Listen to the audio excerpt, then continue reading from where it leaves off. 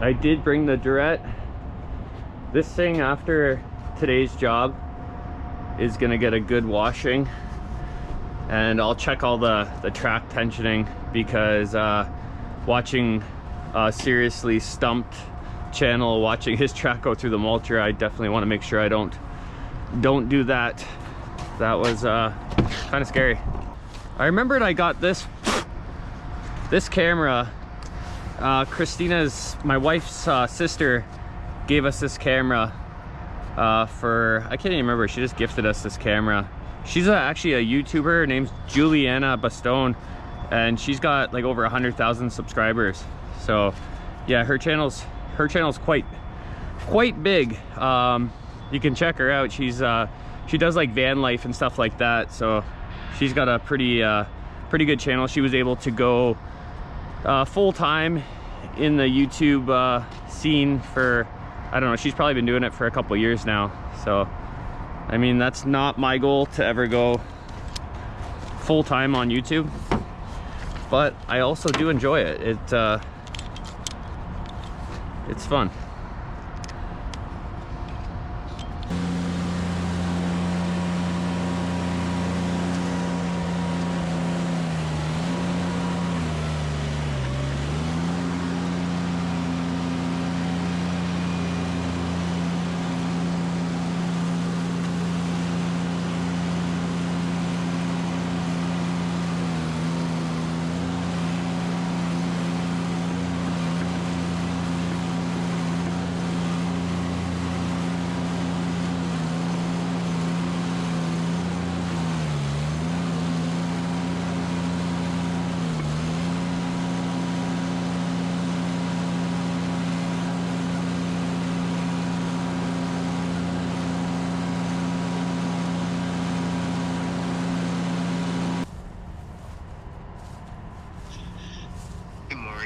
Good morning, Brad. How's it going?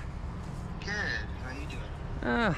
Not great. We're in Newmarket here, and the stupid chipper, the BC 1500's doing that same bullshit thing where it won't start. It just won't fire? Yeah, it just won't fire at all. You can smell the fuel, but it just won't fire. Yeah. Got shocked again? It doesn't even try to fire, eh? No, it did the first initial start. It kind of does. So every time we had this problem, it's always in the colder, damper weather. And yeah, I was just calling you to see if you have any trick that we could try to do. We tried spraying WD-40 over it. It's definitely getting spark to the distributor. Yeah, actually getting shocked. Yeah. Plug it. Hey guys, the other day I talked about the importance in this weather of starting your equipment before you leave. Started the Durette, started no problem. Truck started no problem. Obviously I know I have enough chainsaws that they're gonna start. But the chipper did not start. The chipper just drove an hour to this job and it did not want to start. It almost started at the beginning, but we couldn't get it started. We messed around with it for, yeah, I guess about an hour and a half before calling it quits. So we're heading back to the shop now.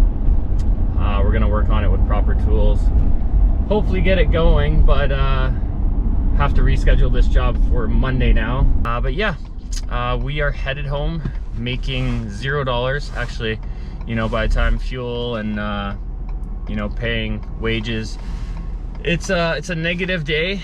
And yeah, I don't know if everybody, you know, shares days like that, but in the tree industry, you're bound to have a couple days like this every once in a while, where things just go wrong, and you know, if you can't fix it on site, then you know, you're gonna be out money for the day. It is what it is. It happens. We will go home, get that fixed, and we will split some firewood or something like that. So we'll still get stuff done today. It's just yeah, it sucks when this stuff happens. It's not so bad when you're kind of close to home, and this is part of the reasons why I don't like traveling too far for work. I like to stay within like a 30-minute radius. But it's a good client of mine that obviously I want to help her out, and now, you know, we have days like this, so it is what it is. We're on our way to the shop. we'll get this going. Hey, Mr. How are you?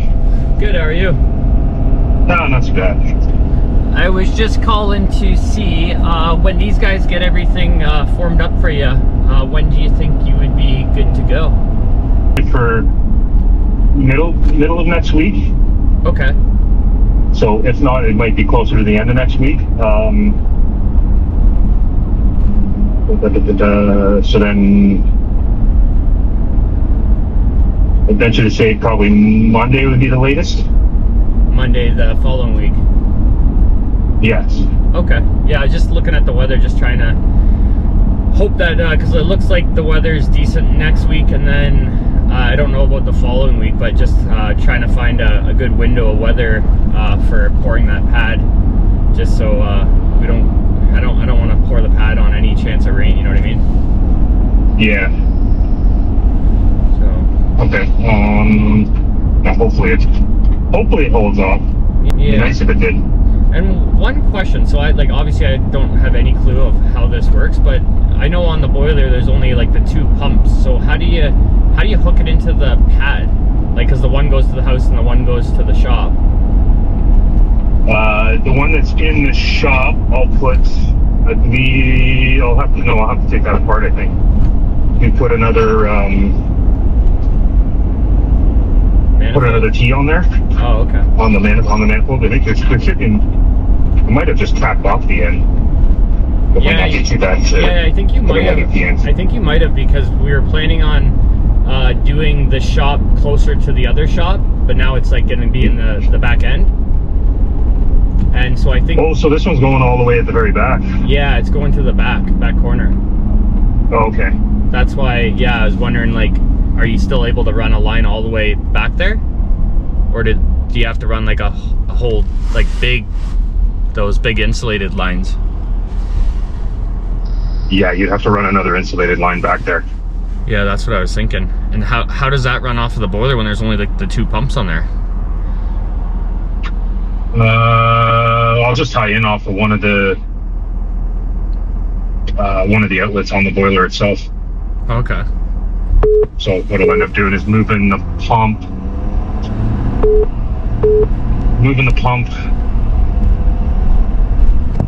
from where it's existing onto whatever line feeds, like let's say separate the 2 shops, let's say.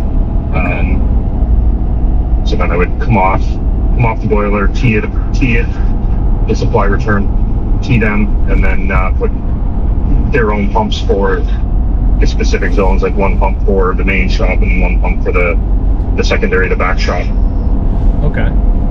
All right. Yeah, I don't know if you want to stop by and see what's going on, if you have any spare time this weekend or today or anything like that, just to come up with a good game plan or whatever, or if you remember what's going on. It's just, yeah, the shop it's going to be in the back left corner of the property. Okay. Take a straight shot right back to the shop and throw a line in the ground there. Yeah, like we have a Mini X there right now, and could probably just get them to dig a trench so that it's all ready to go. If not, my buddy's got like just one of those little Chinese ones. I could dig a trench with that too. Yeah. But yeah, I'm just stressing out because of this weather right now. You picked a good time of year to do it.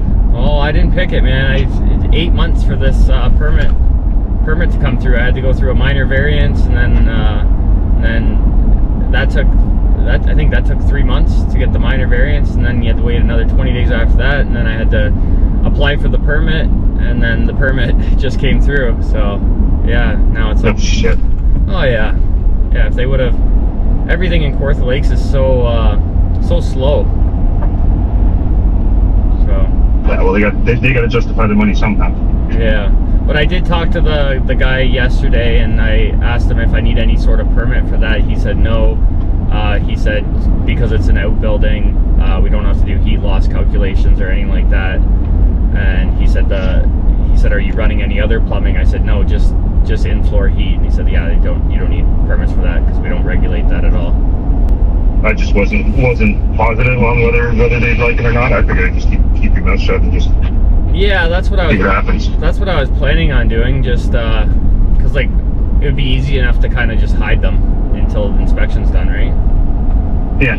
But you know, I've been in enough trouble, so I figured I asked them, and I'm glad they gave me the answer that they did, because I really didn't want to have to. If I had to apply for another permit, I was probably just going to say fuck the in-floor heat, because then I wouldn't have enough time to get all this done, you know what I mean? Yeah, no, then you're looking at the spring. Yeah, so yeah, I really wanted in-floor heat, and I'm glad that it's going to work out, because otherwise I was just going to put a wood stove in there, and I don't know, that's a pain in the butt. Yeah, the wood stove isn't as nice, especially if you got to melt snow on vehicles or machine equipment or whatever. Yeah, and it's just not as nice. You know, I already got the boiler. I might as well just feed that once and heat everything, right? No, exactly. So yeah, you actually save by just spending a little bit now versus now you have to process firewood and all that bullshit to go in a wood stove versus going to you put chunks into your boiler. Yeah, I definitely didn't like plan to spend $7 grand, but I know in the long run I'm gonna be happy, you know, that it's heated, right? So it'll down the road next winter I'll be like, I'm glad I put that in, because I know if I don't put it in next winter I'll be kicking myself, and I'll be like, man, why didn't I just do it while the foundation was getting poured? So yeah, so it's just one of those things.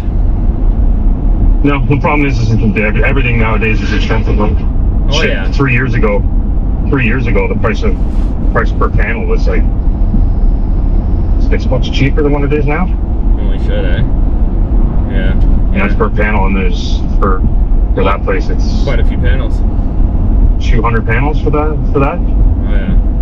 But I guess it goes in pretty quick, eh? Oh yeah, like it'll take a day to do it. Yeah. It won't take very long to do it at all. All right. Well, you let me know what day, like once the parts come in and stuff like that. Let me know what day, and I'll make sure I'm around to help you out and stuff.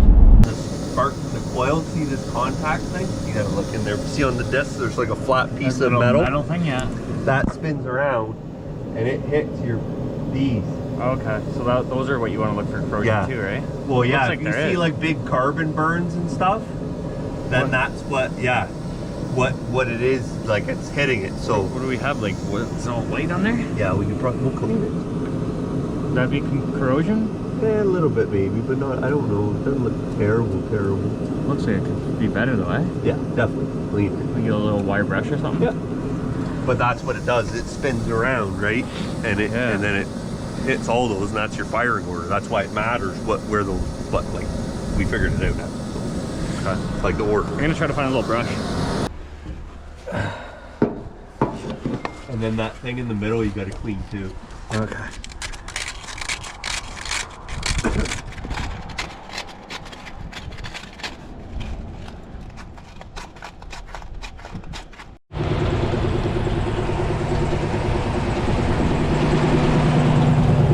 Fired right up. So I guess just those contacts, eh? Like I said, like the main one that goes around was like brown too, and then I scratched it and it was like, I don't know, like copper, like clean. So a combination of both probably. So yeah, it was probably getting spark, but not a lot. Whether it was it's actually cracked or whatever, I don't know, but yeah. If you don't need that, you're not gonna miss that. Which is keeping it in the truck. Yeah. And then if worst case, if it happened on the job again, we can take that off and warm it up even with the torch from a distance and clean it or whatever, right? And nothing else changed. Salamander wasn't on that long. I mean, you can definitely tell that was the issue when you can see, like, that was pretty thick white shit on there. Yeah, oh yeah. And then I didn't see the other thing, but you said that was pretty dirty as shit. So. But like, that's it. Like, yeah. Seems like it's fired up. It's too bad we couldn't have got it going there, but it is what it is. Starting better. Like, it was starting to get a little, like, over the last month and a half, eh? It was getting kind of weaker, and it was dying on us here and there. Yeah, it did do that actually. It didn't want to idle, like with the thing up. Like when it was engaged, it didn't want to go probably down. probably sometimes it was only running on like, you know, like 4 cylinders or something like that, or Maybe. or even just 1 cylinder down, like if that one thing's not getting the spark, right? Oh, at least it's going. Yeah, I didn't get to hear it start up, but hi Ann, we just got the chipper going here, so we'll be good for Monday. I'll have my full team anyway, so we'll come in on Monday. If you can just tell Buddy that, yeah, I apologize for today, but yeah, there's nothing we could really do. No, he understood. Okay, I will let him know that you will see him on Monday. Okay, thank you. I appreciate it. Thanks, Brandon. Yep, no problem. Have a good day. Yep, you too. Bye Thanks. for now. Bye. Thanks, bye. And it's just in the way.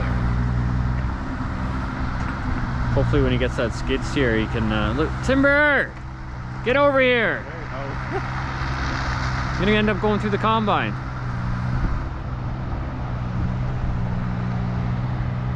Jesus. Where'd you go? Is it he or she? He's gonna come out on that right corner. Good boy.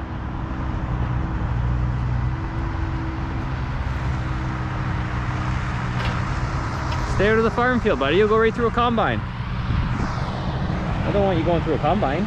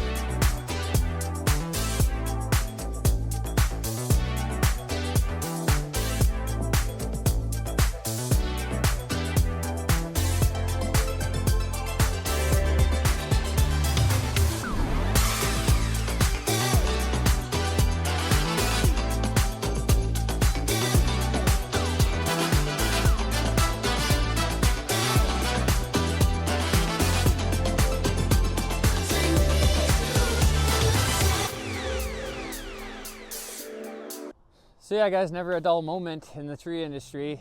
Something's always happening, especially in this weather. I swear to God, it's always in the fall or winter when the weather gets colder. But yeah, it was the distributor cap. I didn't really get good video of it. I apologize, but it was a distributor cap. And there's all the little points that spin around to, you know, send a spark to each spark plug. So it spins around and sequences them so that they all fire in the right spot. They were all kind of dirty and like corroded, so I might need to get a whole new distributor cap.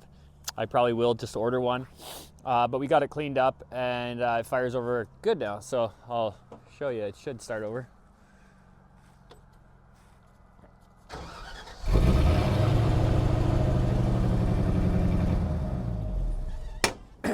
So yeah, it's actually running or starting a lot better than it has been in the last 2 months. So hopefully, fingers crossed, it'll last me the rest of the winter. I'll get a distributor cap and we'll be good. But yeah, I know this video isn't too exciting, but everything went wrong today, so I figured I'd still make a video out of it. And yeah, it was me on the phone with the boiler guy talking about, you know, putting the in-floor heat in. So everything's kind of in line going, and we should have this shop soon. Please. I hope so. But as always, guys, hope you guys enjoyed this video, and I'll catch you guys in the next one. Peace.